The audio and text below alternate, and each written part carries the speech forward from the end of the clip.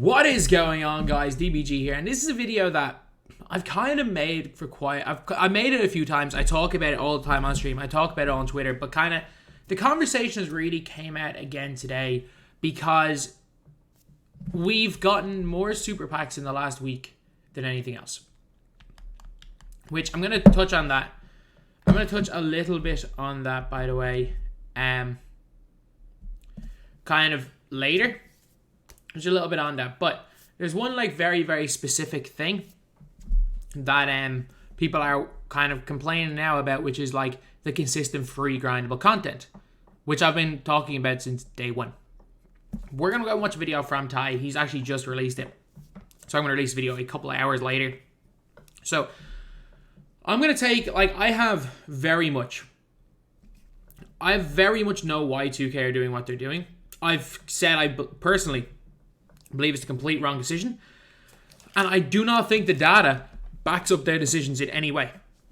I do not think, because as far as I'm aware, this is from conversations with people who would know, there is a direct correlation between the amount of people that are watching 2K and playing 2K.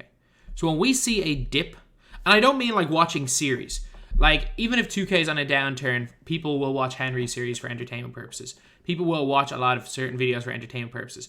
But things like the worth it videos, the news videos, and not just myself, things like weekly pack opening videos from people are tanking.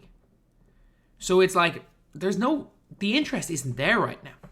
And I'm very confident I know the reason why. It's something that I've been pushing since week one. Because I do believe last year was the year they did this specific thing the best. I don't think they did a great job of it in 20. And I don't think they're doing necessarily a bad job this year. I just think that it's very, very short-sighted what every one of their decisions. Instead of trying to get like a consistent player base throughout the year and then just get it consistently growing, I think 2K have tried to quick fix it. It's what they've ended up doing is just going up, down, up, down, up, down, up, down, up, down. And instead of the gradual growth, which is what they have been doing previous years, so starts off low and it ends up high by the time, or starts off low, ends up high by the time the year ends. This year, in fact, it's peaking at different times, but it's dropping to the same level. It's not dropping to a higher level. And then sometimes it's peaking and after all starts dropping lower. So instead of the gradual increase we've seen every year where it starts off low and it gradually picks up, this is the first year we're just seeing spike low, spike low, spike low, spike low, spike low. And in the end, in March, I can guarantee you there are less players. And yes, there is obviously the factor of people not being locked inside, but I can guarantee you that there are a lot less players. Let's just say February. I can guarantee you there were less players playing 2K22 in February than played 2K20 in February before all lockdowns. I can guarantee you there are less people in March of 2022 than there were in March of 2019. I can pretty much guarantee you that. But anyway, yeah, let's take a look at Ty's video. Let's see the points he comes up with.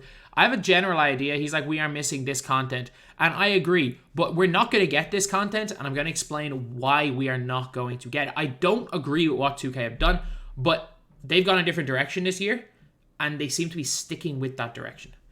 So I'm going to talk a lot about that.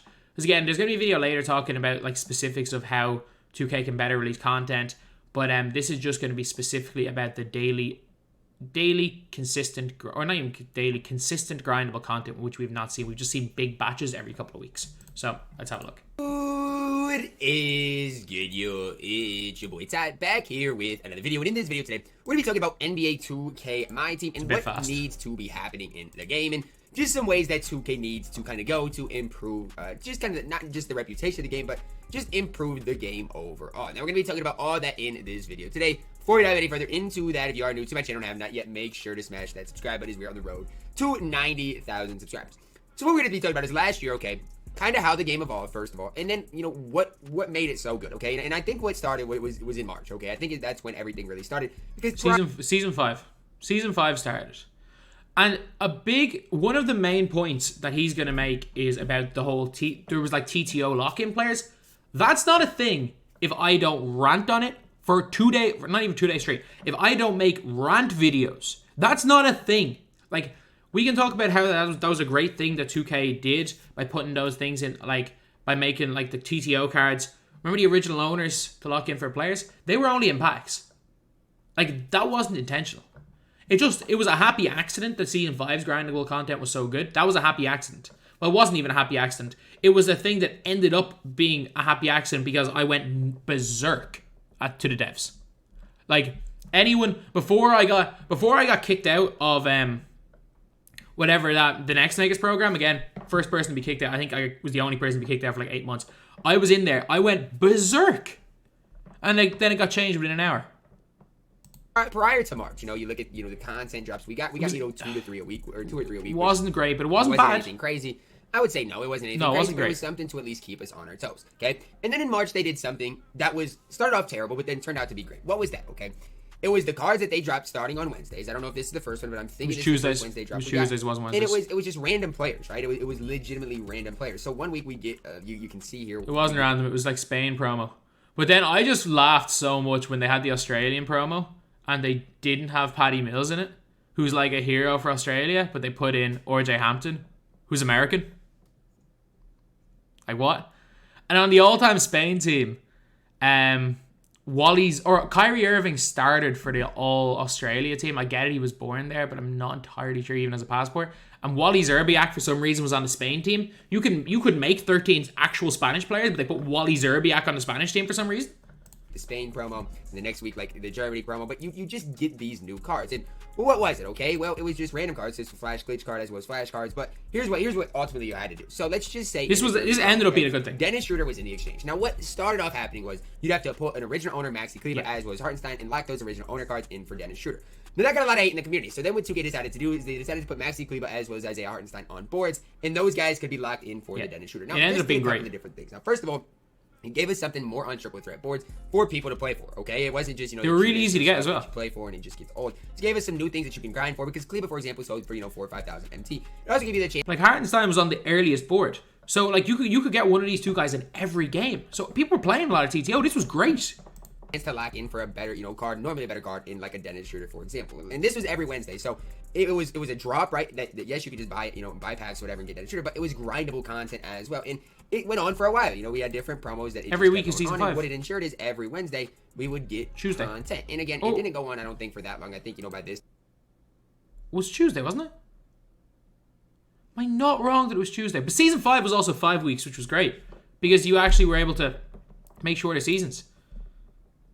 Remember that? Remember before they announced the start and end date of the seasons before the year? Remember when they could actually change stuff on the fly, see what's working, what isn't, and change stuff on the fly? They're like them combining seasons with Park and announcing the start and end date of every season before launch was another terrible idea. That was a terrible idea. This time it was done. But it went on for a little while, at least a couple of different weeks, even with this one. It was every week. So it didn't start in March. Heck, even in February, it was going on. But, here's that was the first exchange reward, Evan Fournier. Yes, you could pull Dumboya as was Killian Hayes and then lock in for Evan Fournier. But Evan Fournier was basically on triple threat boards in a way because Dumboya was on triple threat boards and so was Killian Hayes. You get both of them off at triple threat boards and you could lock in for Evan Fournier. Let's not forget Timothy Luau Cabro. All of those guys evo into diamonds. They were good cards. Fournier, and at the time, guys, remember this is late February. Evan Fournier was really solid in. He was one of the best players in the game. Not necessarily a game-breaking card, but he was a solid card that was worth grinding for. So I mean, again, this didn't go on for super long. Maybe of course for a month. We had Ricky Rubio there as well, but it went on for every single Friday every Friday and Monday as well. We had a grindable card. And they all grinded for something. They all went for something. Decent amount of time, and heck, people enjoyed it. People had fun with it. It just seemed like every week we were getting some sort of content on Wednesday. And we started getting content 2 to 3 times a week. And I'm not sitting here complaining right now. But you go and look at 2K22's content. I will say this. NBA 2K22, they've done a better job of balancing things, okay? For example, the Kareem Abdul-Jabbar we got this year, okay? Let's just compare him to the Kareem Abdul-Jabbar we got last year. So they're basically the same stats-wise, but it was like... Hall of Fame badge. The only difference is that there's 15 extra half badges. Stats-wise, they're almost the same. Okay, March 25th, or March 19th, maybe, whatever I said. No, just remember what I said, okay? Late March. It was March 28th, wasn't he, or 26th? Okay, late March last year, we saw Kareem with 42 Hall of Fame badges. So, I mean, this is the big difference, is that 2K, I feel like, has done a better job of keeping the game a little more balanced. Yes, stat-wise, they're basically identical to Kareem's, obviously way better badge-wise. But I just feel like, in general, 2K has done a way better job at just having the balancing act overall. But I got a question, guys. Why not? And hear me out, okay? Hear me out. This is a video I made last year, and I'm going to make it this year because I think it's time. When was the last good Norman Powell we got was? When was the last good Dwight Powell we got was?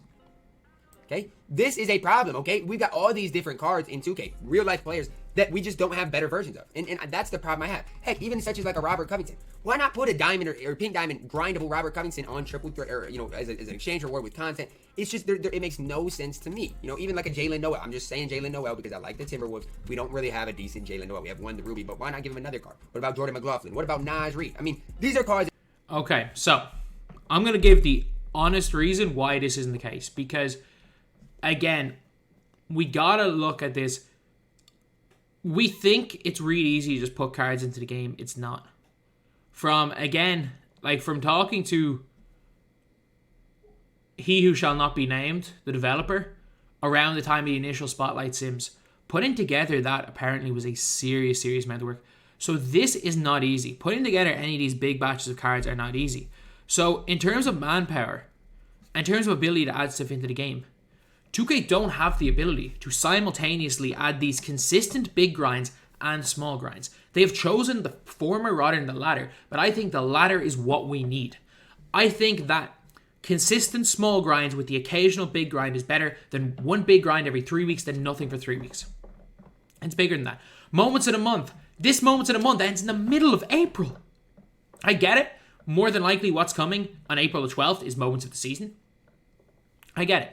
But if they release a thing called Moments in a Month in the middle of the damn month, we've gone crazy. So basically, what 2K have done this year, I'm guessing this is like point of time. Obviously, from the Timberwolves content that we could all have fun with. The engagement would be content more. So when was the last time we got? I mean, it's just those super packs. I mean, yeah. Where's the content? Last year we got content literally 3 days a week from February on.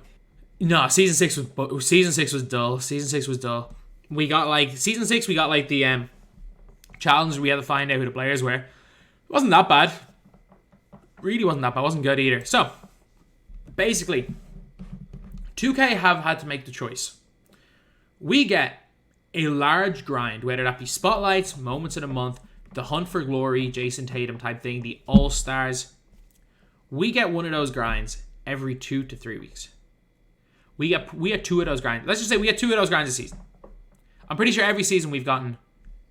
Or did we get 3 last... In season 4 we got 3. We get 2 to 3 of those grinds every season. Bar none. We get 2 to 3 of them every single season. 2K really have to make a choice. They had to make a choice whether we get those type of things or we get what we get last year, where every Monday we get some sort of grindable content. Every Tuesday we get cards in these TTO boards. They add these new cards into the game. Then every Friday we get maybe 1 to 2 cards. Some Thursdays they release some moments cards and we get like the occasional moments agenda, occasional moments locker code. But the thing is that, and then like once a season, get like a Spotlight Sims or something like that. Whereas 2K have really gone a different way, and I don't think is the correct way. What 2K have done is given us a whole bunch of content to complete. And a lot of people are saying, oh, like, they give us a whole season to complete it. We have plenty of time. There's a big issue with the way the game progresses. If you do not complete, for example, level 40 in the first 2 weeks, which is a lot, it's like for some people you complete it in the first day. If you complete level 40 in the first day, level 40 card's a beast. If you complete the level 40 card after 2 weeks, your level 40 card is meh. If you complete the level 40 card in the last day of the season, there's going to be 10,000 MT cards better than that level 40. Minus Yao Ming and like the early seasons, because the early seasons. I can guarantee you it's the case for the rest of the year, that there will be a 10,000 MT card better than every level 40 card we get for the rest of the year by the end of the season. So anyone saying, oh, but like 2K give us so much time for level 40 and make it easier. Yes, but it's not worth doing unless you do it straight away. But then, we get moments of the month with Ja Morant. We can do it all. We can do it all in one day. And yet some people will say, oh, it's not 2K's fault that you're all doing it in one day. But it's like, if we don't do it in one day, Ja's outdated. Like, we have a position now. Like, what are we doing? Like, none of those moments in one cards were good outside of the single day they came out. Ja was outdated by the damn Friday he came out. And it's the exact same with these spotlights. Was Ralph Sampson a good card? Yes. 2 or 3 days later, we get Sabonis, who's better, and a 7k MT.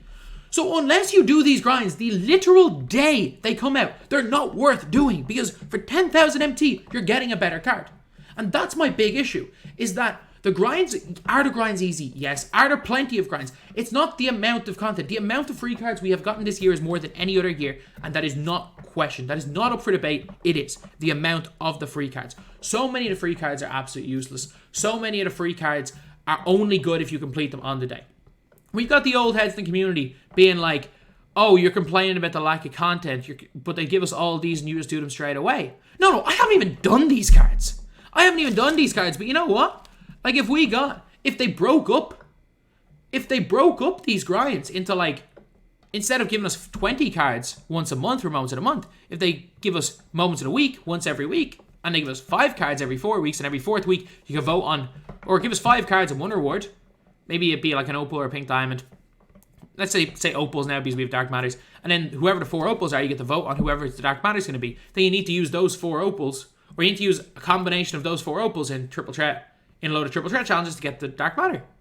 Like, simple way to get consistent engagement. And then you can now paste the cards so that the cards aren't unusable after a week. That's the problem, is 3 weeks down the line, a lot of cards become unusable, especially reward cards, because reward cards are very rarely the best cards in the game. Outside of Tatum, rewards are very rarely the best players in the game.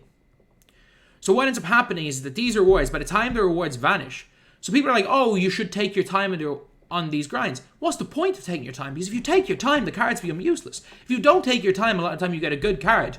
You get maybe 2 weeks, 1-2 weeks out of them before they're obsolete. But by then, the new grind isn't there. So, I don't know. I understand why 2K have gone the way they are. Because, again, 2K have definitely, in terms of engagement, are seeing huge spikes every time there's moments in a month. Are seeing huge spikes with the Hunt for Glory, the Path to Glory, or Path to the Playoffs, whatever it was called. They probably saw a huge spike in the spotlights. And that's not the issue. Again, that is not the issue. The problem is that when that spike stops, it's dropping. It's dropping harder than every year. And instead of getting a gradual increase, it's not actually increasing. First of all, it's not increasing the overall player base in terms of long-term engagement. People aren't playing this game mode long-term anymore. Things like unlimited SBMM, a lot of other things just don't help with that. But 2K have gone away from what I believe they were working towards, which is a thing that FIFA do really well. And it's making you have a reason to play the game every day. And putting in new XP challenges is not a reason to play the game for a Ray Allen card that's not even as good as RJ Barrett. It's not. Like, there's no reason why every day, every Monday, we can't see an agenda card. Do what FIFA do every single Friday when they release a promo. Say you see these promos out of position. Like, remember why we couldn't search for DeRozan? Like, actually, let's look at All-Star. Prime example. Kyrie Irving was here. Was he? Was Kyrie Irving not here? Oh no, he was in rewards. Kyrie was a prime example. Give us maybe a pink diamond locker code card every Friday. Give us a pink diamond locker code every Friday and let us use that pink diamond locker code card in a bunch of agendas to give us a free Galaxy Opal card. The Galaxy Opal card doesn't need to be as good as the Galaxy Opals in packs or the Dark Matter, and it shouldn't be as good, because that's how 2K, because the best case scenario for all of us is we're in situations where everyone feels like they can play MyTEAM and they're not being set behind by people spending money. The best scenario for all of us is that everyone feels like we can play, and also 2K make their money. Look, as much as I'm like, oh, 2K can't make their money, look, the more money 2K make, the more resources is going to be in this mode. It's better for all of us. People are buying packs anyway. People are either addicted or just whales. They just like doing it. It's going to happen. But what's happening right now in the talking community is like, oh, we're not getting this free content. And I've heard a lot of people saying, oh, we need things like the taco challenges. No, we don't. We do not need more spotlight sims. We do not. That is not the right way to look at things, because that is exactly what we're getting right now. Just because Taco was a really good card doesn't mean we need that type of thing again. It's not about the players per se.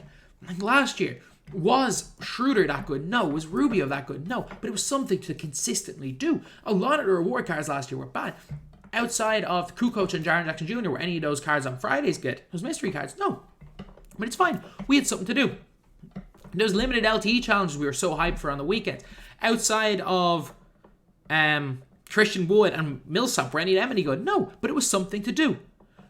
Like, people talk about the taco spotlight sims, and I do believe golden spotlight sims are coming, but not anytime soon. We don't need the best cards in the game to be free. We really don't.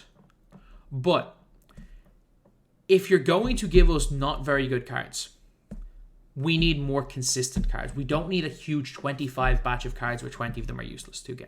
And I know the devs are going to watch this video, so that's why I'm saying this. We don't need 25 cards with 20 of them being useless all at the one time, because that means no one ever uses those 20 cards. But if we get 5 cards and 3 of them are useless and 2 of them are usable, but 4 times more frequently, people are more likely not only to use not only just to use the cards that are kind of usable. There might be more usable cards, but again, cards 4 weeks later are going to be better than the cards in week 1, which is the way progression works. Whereas, let's just say spotlights. Why would anyone use any of those cards other than Ralph Sampson, Leitner, and Wall? There's no reason. Maybe Danny Manning. Wall, sorry. 5 of those cards are usable. Of those 5 cards, about 5 of them, say not of 5 cards, of those 5 cards, right now, 3 of them are worth anything. And those cards have been out a week. Next week, none of them will be worth anything. Whereas, if you gave us 5 cards and even one of them was useful, maybe this week it's not useful. But of the 5 cards you gave us this week, maybe one of them is useful. And then another 5 cards next week, maybe if that other card becomes outdated, one of them's useful and one of them's useful. That means 4 weeks down the line, of those 20 cards, 1 to 2 of them are still going to be useful. Whereas the way things are going right now, in 4 weeks' time, none of the cards are useful. It's kind of confusing it might be confusing what I'm saying, but basically, more frequent content, go back to NBA 2K21, because then the big Spotlight Sim grinds are even more bigger. Like, we don't care about Spotlights that much anymore in the grand scheme of things, because we essentially get Spotlights every damn week. Or not every damn, every 2 to 3 weeks. Spotlights aren't like a once every 2 season thing. They seem to be like an almost, we're getting some form of challenges just randomly, no matter what. Spotlights don't have the same ring. Moments of the month don't have the same ring. The game has just lost all hype. Because the things that bring hype, which are the big grinds, we get them so often. And the things that keep people engaged, we don't get. They're trying to just recreate the initial Spotlight Sim hype without the player base. With a continuously dwindling player base, rather than giving us things to increase the player base and then bring in the occasional things for hype. It's just it was just been bad decision making. I understand why the devs have gone the way they have. It has just not worked. It's highly unlikely to have worked out. If I'm wrong, I'll put my hand up, and if I'm wrong and it turns out that the engagement is way higher than other years and they've done a really good job, I'll put my hand up and apologize. But I don't think I am. And I think it is very, very clear what they're trying to accomplish. And it's also, when you look deeper, very, very clear why people aren't happy with the game of all levels. So that's the video. Thank you guys for watching. Please like, comment, and subscribe.